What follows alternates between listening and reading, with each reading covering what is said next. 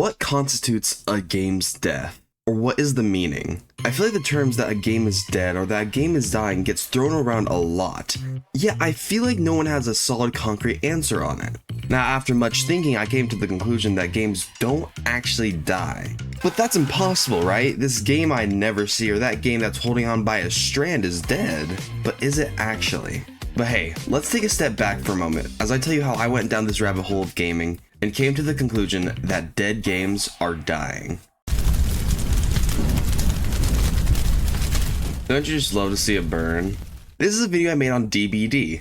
If you want further context on the video or its perception, then you can watch it in the pin on the upper right hand corner. But the context of the video isn't what matters so much. It's actually the title, Dead by Daylight's Impossible Growth and Eventual Death. Now it did start off as inevitable, but I feel like that might have exacerbated the problem a bit more. The video is about the big key moments in Dead by Daylight and how they shaped the game into the behemoth that it is today, but also told a tale of a potential end after this new chapter with Five Nights at Freddy's, and how I was afraid that it could potentially stagnate off and slowly die. Obviously this was just the angle I took for the video, but if you just read the title, it might have led to some cases of jumping the shark. 100k active players on PC without counting other platforms? Dead? Question mark? Highest player count in 4 years, yet it's dying? You're delusional. The Lulu video, there's no way. The new chapter FNAF introduced me to this game, and as I've been seeing, DBD is in its most popular era of all time. But yeah, sure, the game is dying. If you say so, might be Dead by Daylight soon. Not sure if that last one was a death threat or not, but the point stands that they didn't agree. Not so much about the video had to say, but what the title and thumbnail made them think. Obviously it wasn't a great feeling, but hey, power to you. If you want to jump to conclusions, be my guest. But one comment really stood out to me. Not only because I agreed, but because I never really thought of it this way. And it reads, as another example proving to us how the term dead game has completely lost its meaning lately. DBD may enter an era without a boom in players like we did in FNAF, but there will always be a good portion of players who won't let go even if the game is falling apart, and DBD will never reach that extreme, so there's nothing to worry about. I do want to shout out Fens for this take because it is correct. There will always be players who cling on to games even at its worst. I just talk about Fall Guys, and even for as much as that game player base has tanked, it still has avid players who play day after day. So where am I going with all this? Well, I didn't want to believe that games just don't die. It's happened time and time again after all. Or has it? Let's take a look at some of the most thought of reasons of why games are called dead, and how they mean absolutely nothing. How about the biggest one? Lack of support. A big one, and one that should be considered a real reason, is when a game stops being updated. Without updates, the game will lose interest and will likely dip down into a state of death. But I just can't agree. I didn't want to just pick one game to talk about because that could be classified as cherry picking. So I did two. How about the classic TF2 to start us off?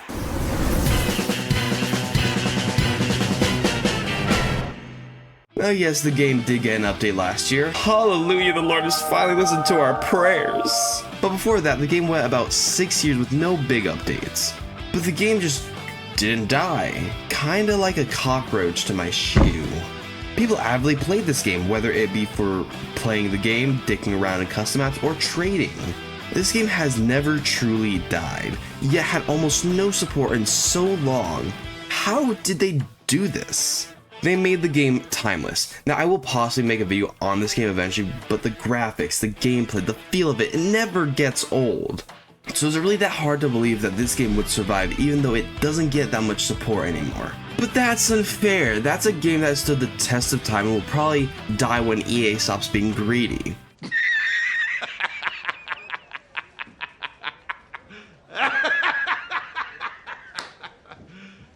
You serious?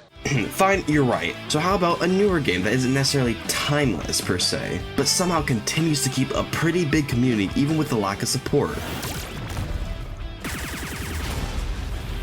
Garden Warfare 2, I do have a contract to talk about you eventually, just give me a bit of time. But this game is great. It is my favorite example of a perfect sequel, taking everything amazing about the first, blending it up and expanding on it. 5 years this game has been lifeless. The only update being an anti-cheat, which is more than most games get these days.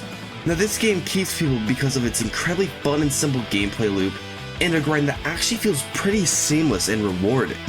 This game, just like TF2, retains people not through updates but because the game is just that good.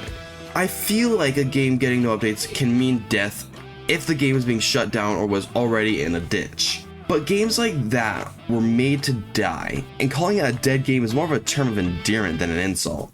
Okay, so a game doesn't need to be updated to be considered alive. So how about player count? Surely a game is dead if the player count is low. And you're kind of right. Let's take COD for instance. The older games don't get much traffic. Even my favorites like Black Ops 1 and 2 aren't necessarily played like crazy or anything, being below 500 a day. But then I would have to ask, what really constitutes a gaming community itself? Simple question, but at the same time it is a very weird answer.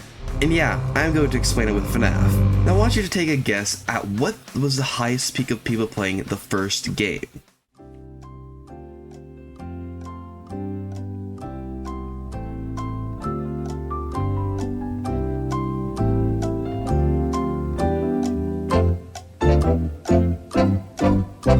It was 1500. That feels nearly impossible, right? The mega hit of a game only having a peak of 1500 when millions of kids grew up on it and found gaming because of it? So would they be part of the community? Absolutely. See, a gaming community is mostly online, so when taking that into consideration, it makes sense that a game might not be the biggest ticket item on the shelf, but may still be the hot game online. Back to the aforementioned Call of Duty games. Let's take a YouTuber who plays those older games. Tim Hansen, one of my favorite people to watch, hilarious as fuck. A month ago he uploaded I upgrade every BO2 weapon. Over 100,000 people watched it. That's legit 200 times more than the monthly average for players in the game. So I do not believe that game is truly dead just because it is not played much, since it would be rude to call a game dead that still has such a big following, even if not directly. And I know the argument with some games can be how they had a low player count from the beginning, but games like that aren't really fair. A game should have a chance to age and evolve before being dropped and slowly die off. But yet games like that don't die off, which is why a low player count doesn't mean it's dead. Okay, so a lack of updates to a game and a lack of players don't constitute a game as dead. So then why do people talk about games as being dead even though they aren't? Well, I think there are two main reasons, both very contradictory. A game is dead when you A, don't play the game, and B, when you do play the game, at least in your mind. Confusing, right? Let's start with not playing a game. Marvel Rivals. It's huge and I played it for quite a good chunk of time in that preseason and first season time period. But I dropped it, not because I think the game was bad or even unfun, but just didn't play anymore. But even though I didn't really have an opinion on the state of the game, other friends I play with who also stopped would frequently talk about how the game is so dead or dying. Why would someone who isn't in that sphere think a game is dying? And simply put, it's because they don't know. They don't follow the game, and since bigger games like Fortnite or COD will always pop around and show themselves outwards to you, showing people who don't play those games that they are still popular while games less advertised seem dead. Does that make the game dead? Hell no. I thought for the longest time Rocket League was dying since I never liked the game. I think right now Fortnite is dying since I haven't heard much about it being all hyped up and whatnot. But the thing is, that just seems ridiculous when thinking about how many people play, love, and respect those games. Jarvis, please synchronize my back shots with ad-sponsored Pandora. It is a bit single-minded, but it's hard to blame people for jumping to conclusions when games aren't mainstream. If anything, I feel like that's a great way to describe it. When a game isn't mainstream, it appears like it's dead. That's why for the longest time, DVD in many people's eyes seemed dead and doomed to die. Now that one makes sense, but how does it make sense to say people who are currently playing would call their own game dead? And it is partially because we're all haters, obvi. See, as you play a game more and more, you experience burnout. The game doesn't feel the same and will feel stale given time, maybe even boring. Apex Legends is one that I experienced this with. I love the game, but the constant sweating and anxiety of it all got to me. Plus, when you're playing a game for hours each day, it can lead to you feeling like the game is a little bit samey. And with how games are expected to continue staying fresh and fun for long periods of time, those month-long gaps of big content updates that aren't realistically a long time feel like an eternity. And even though you may say that this doesn't apply to everyone, it is undeniable to say a lot of games are going towards a style of consistent updates and seasonal changes that keeps the game fresh. Some choose to stick around and wait for the fresh content, while others declare the game is dead and move on to the newest trendy thing.